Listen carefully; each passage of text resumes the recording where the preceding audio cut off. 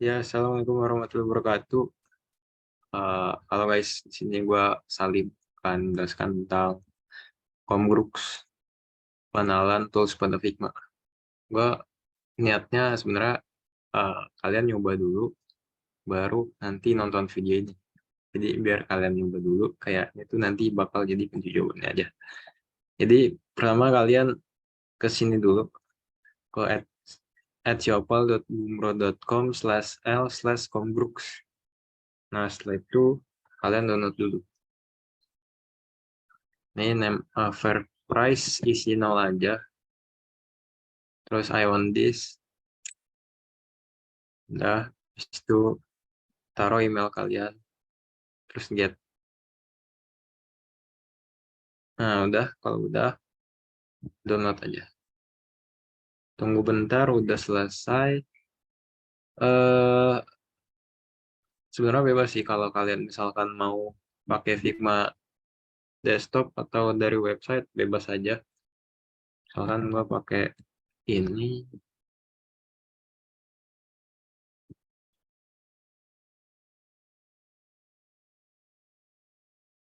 Nah, ini bebas aja antara kalian pakai Figma desktop atau Figma website, tapi gue bakal praktekinnya pakai Figma desktop ya. Yang penting tuh kalian udah daftar di Figma for Education.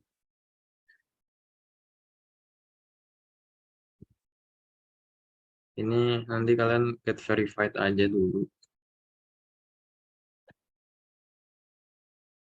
Iya, ini kalau gue udah, jadi nggak bisa lagi. Oke, jadi kita langsung aja. Sini gue udah ada di Figma-nya, bentar. Nah, kalau misalkan udah di sini, misalkan gue kesini dulu ke main menunya dulu. Terus nanti kalian import, kan tadi udah di download tuh filenya.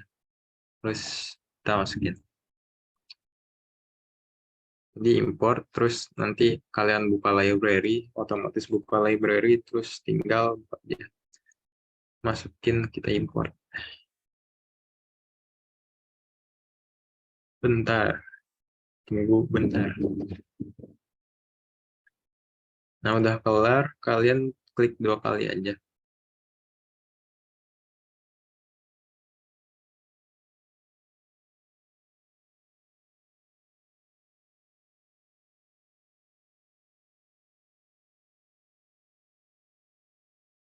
Bentar guys.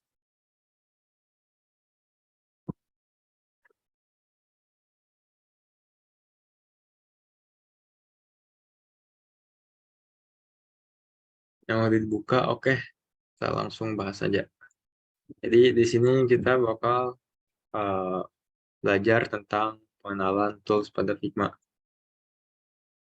Oke, ini intro. Aku bacain aja kali ya. Jadi di sini ada pengenalan tools pada Figma. Halo UX enthusiast. Makasih udah support kita dan belajar bareng melalui tutorial interaktif ini. Modul ini dibuat dengan tujuan untuk membantu e-commerce 59 dalam memahami basic-basic pada Figma. Nah, pada modul ini kalian akan diajak untuk memahami tools-tools apa saja yang akan ada pada Figma. Berbagai tools tersebut nantinya akan dibagi menjadi beberapa page diantaranya Move Tools, Region Tools, Shape Tools, Creation Tools, dan More Tools. Pada akhir sesi, kalian juga akan diajak untuk belajar bagaimana cara mengekspor objek dari Figma. Nah, modul ini dibuat dengan referensi utama yaitu dari modulnya Halo Designer. Terus, oke, jadi sebelum mulai coba kalian fokus dulu, kalian matiin dulu HP-nya sekitar 20-30 menit. Terus nanti gimana cara mainnya? Untuk memulai, kamu bisa klik setiap page sesuai urutan, lalu ikuti semua arahan yang ada di artboard instruction. Penting banget buat kamu ikutin secara urut, jangan skip steps karena nanti kamu bisa bingung sendiri. Plugin yang akan kita gunakan cuma satu, yaitu Unsplash doang. Kalian bisa klik ini. Kalau klik ini berarti nanti ke direct ke websitenya. Atau enggak, pakai yang ini aja. Ini resources. Resources yaitu atau kalian bisa klik shift V. Terus kalian tinggal cari aja Unsplash di plugin. Nah, ini ada paling atas. Nanti kalian bisa langsung run atau kalian save. Ini karena gue udah nge-save, jadi dia tulisannya remove from save plugins. Jadi nanti bakal kita pakai, nggak sekarang. Jadi kita lanjut aja ke move tools. Nah, move tools itu yang mana nih? Move tools nih yang biru-biru nih. Ini namanya move tool. Kelihatan nggak sih? Kalau misalkan gue cover ke sini, nah itu move atau V, shortcutnya V. Move tool, jadi bagian satu move tool. Move tool digunakan untuk menyeleksi, memutar, memindahkan, dan mengubah ukuran suatu objek pada kanvas. Shortcut untuk mengakses tool ini adalah tombol V pada keyboard ya. Jadi kita bisa ngapain aja di sini. Misalkan bikin kotak di sini. Pencet R, terus bikin kotak aja. Terus menyeleksi ya, ini kalau kita klik itu menyeleksi. Memutar ini kan kalau misalkan kita arahin kursornya ke sudut itu dia bakal berubah gitu kan. Nah, kalian tekan, kalian bisa putar-putar tuh guys. Terus memindahkan dari satu titik ke titik yang ini bisa, dan mengubah ukuran suatu objek pada kanvas ya. Ini tinggal ditarik aja. Kalau misalkan kalian arahin kursor kalian ke salah satu sisi, kalian bisa tarik gini.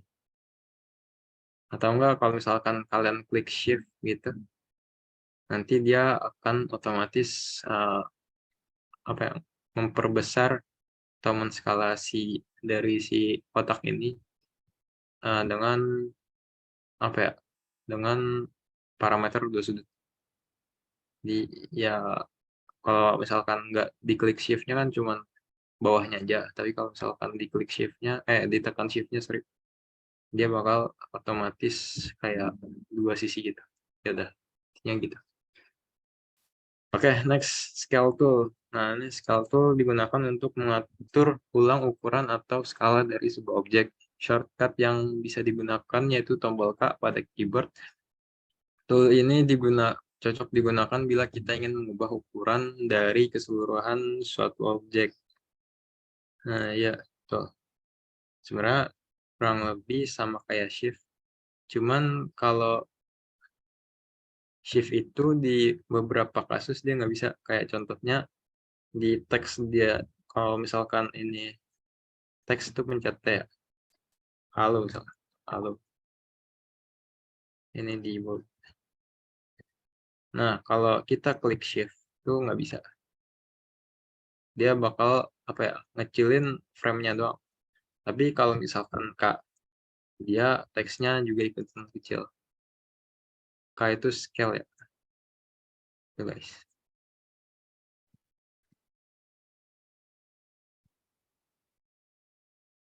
Itu salah satu perbedaan dari scale tool dan kita pakai shift. Oke, next. Oh, udah kesimpulan. Mantap, kamu sudah berhasil memahami move tool. Tools ini akan sangat sering kalian gunakan dalam sebuah project nantinya. Tuh. Kalau kamu sudah siap untuk melanjutkan, cus ke page berikutnya. Oke, ini bagus saja. Next, yaitu adalah region tool. Region tool yang mana? Nah, ini kalau diarahin ke tanda panah ke bawah nih region tools. Jadi di region tools ada apa aja? Ada frame. Kalian pencet F nanti dia bakal bikin frame. Terus ada section, nanti klik shift S. Terus ada slice juga. Nanti klik S aja. Oke, jadi yang pertama yaitu adalah frame tool. Nah, frame tool digunakan untuk membuat frame pada kanvas. Shortcut untuk mengakses tool ini adalah tombol F pada keyboard. Kita bisa membuat sendiri frame yang kita inginkan atau menggunakan frame yang sudah tersedia di panel desain ketika kita menekan tombol F. Oke, langsung kita coba aja. Misalkan di sini gua klik F. Dia bakal otomatis ke frame tool. Nah, kayak yang udah dibilang di sini, kita bisa bikin sendiri, kayak tinggal di drag aja. Nanti dia bakal otomatis dibikin, terus namanya frame 1 di situ. Atau enggak, kita bisa pilih sendiri frame yang membuat sendiri atau menggunakan frame yang sudah tersedia di panel design. Panel design tuh yang ini panel design, ini panel prototype, ini panel layers, ini panel asset. Oke, kita bisa milih misalkan di sini ada banyak kayak ada font dari iPhone 14 sampai Android large tuh ada. Android dikit doang sih sebenarnya, ada small sama large doang, sisanya iPhone guys. Terus selanjutnya tablet ada ya ada sekian lah, kalian bisa eksplorasi sendiri. Ada Apple Watch juga, paper ada, sosial media kalau kalian misalkan mau bikin Instagram post, kalian bisa ngedit juga di Figma. Terus Figma Community, oh ini buat icon, banner dan sebagainya. Ini yang udah pernah dia hapus kayaknya dari Figma-nya.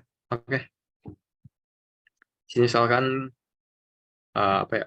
Gua bakal pakai iPhone 14 Pro. Oke.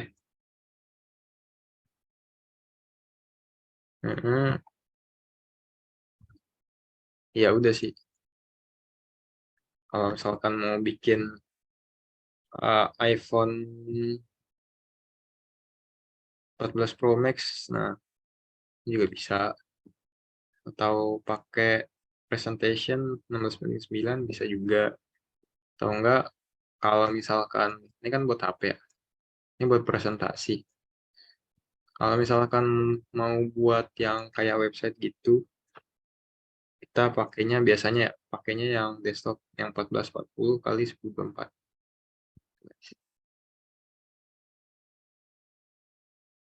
Oke, next section tool.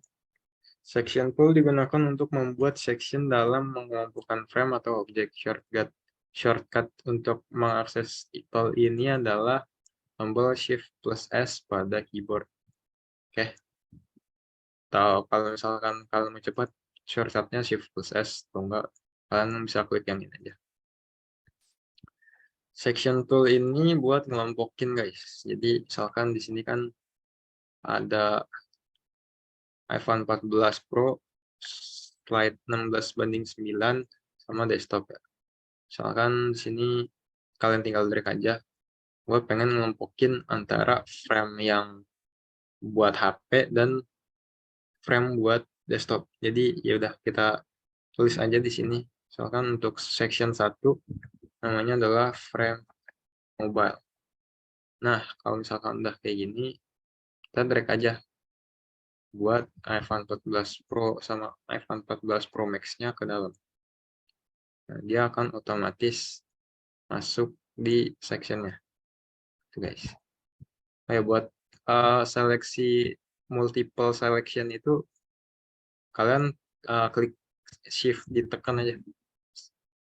Shift-nya kalian tekan, terus kalian klik kiri pada mouse. Jadi dia bakalan multiple selection. Terus misalkan pengen bikin section baru lagi, tapi buat yang desktopnya, kita bisa juga. Misalkan di sini namanya frame desktop. Udah gini, ya udah kita tinggal taruh aja. Pindahinnya bisa pakai Ctrl X, bisa juga kalian drag. Ini kita drag aja. Ya, udah masuk dia. Ini bisa juga, misalkan yang slide 16:9 pengen juga ditaruh di desktop, bisa juga. Tinggal panjangin aja. Terus taruh. Oke.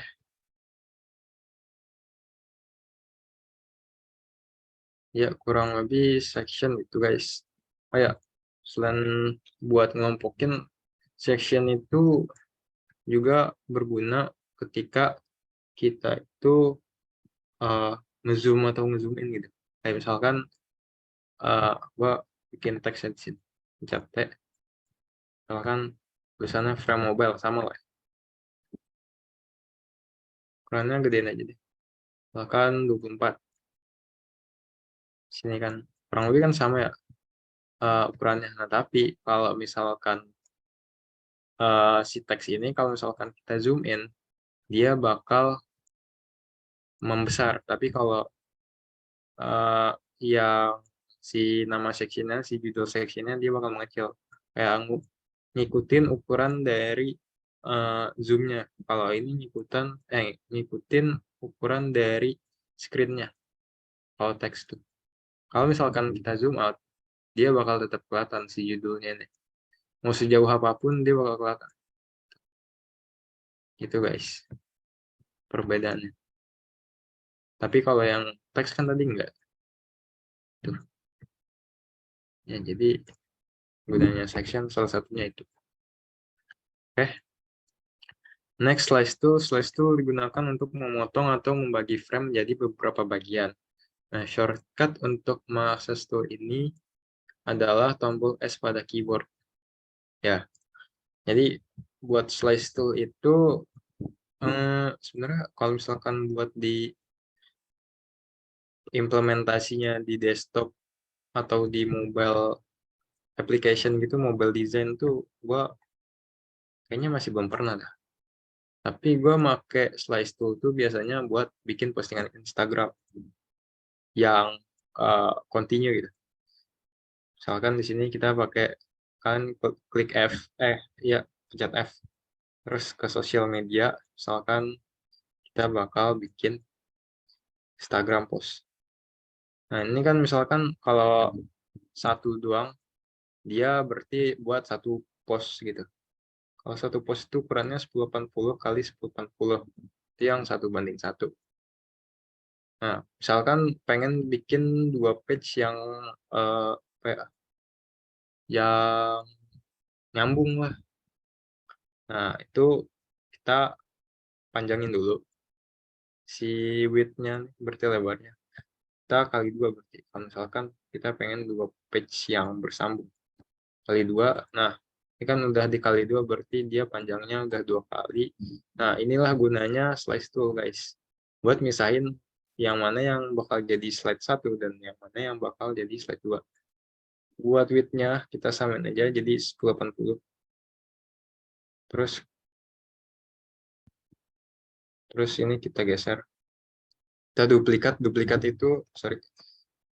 Kita kalau duplikat pencet Ctrl D, terus kalian bisa buat ngegesernya klik Shift sama panah.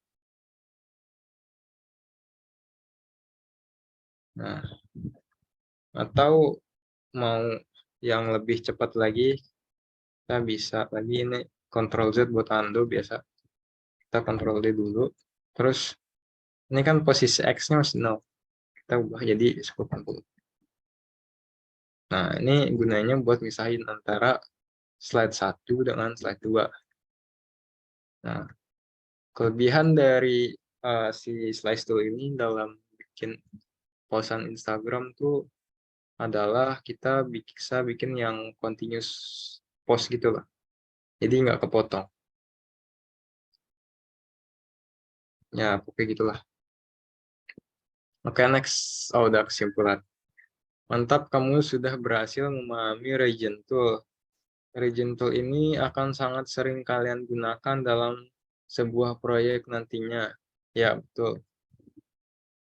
Kalau kamu sudah siap untuk melanjutkan, cus ke page berikutnya. Oke, kita next saja ke page berikutnya, yaitu shape tools. Nah, ini yang bakal seru, guys. Kayaknya gue bikin 2 part aja kali ya, atau 3 part ya. Kayaknya 3 part deh. Jadi, buat part pertama, gue tadi jelasin yang intro, sama move tools dan region tools. Jadi, sampai jumpa di part selanjutnya, guys. Thank you, dadah.